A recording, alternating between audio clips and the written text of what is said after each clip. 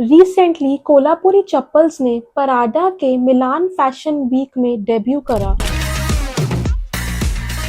था, but Prada ने ना ही इंडिया को क्रेडिट दिया और ना ही महाराष्ट्र को और ना ही कोल्हापुर को। किस ढंग से काम किया जाए, क्या कार्रवाई कर सकते हैं, इस बारे में हम विचार कर रहे हैं। इंडिया में ये चप्पल ज्यादा से ज्यादा 1,000 रुपए में सेल होती है, पर पराडा ने इसको अप्रॉक्स 1.2 लाख रुपीस में सेल करा है। इस केस की सुनवाई बॉम्बे हाई कोर्ट में हो रही है। जब से पराडा ने हमारे भारत की कोल्हापुरी चप्पल्स को मिलान फैशन वीक के रैंप पे यूज करा है, वो भी बिना कोई क्रेडिट दिए, तब से Kolhapuri chappal is on the top of the news. Hello guys, I am Komal and you are watching me on info with Komal.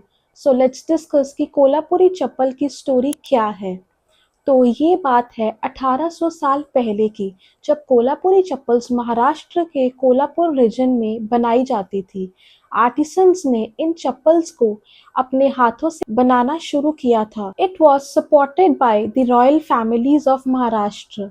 Kings and landlords इनको पहनते थे। They also encouraged local families to wear to keep the tradition alive.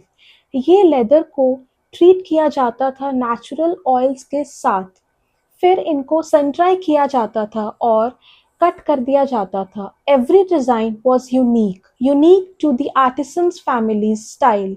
Artisans leather को cut करके शुरू करते थे और अपनी शेप दे देते थे, फिर सोल को शेप देके और टी स्ट्रैप में बनाकर इसको हाथों से बनाते थे।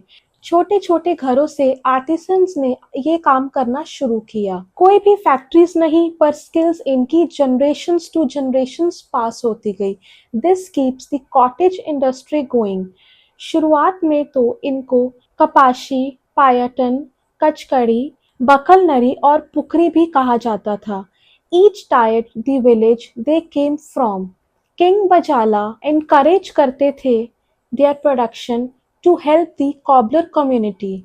बट इनको असली पॉपुलैरिटी तब से मिलने लगी जब छत्रपति शाहू महाराज और उनके बेटे ने इनको 18th सेंचुरी में पहनना शुरू कर दिया।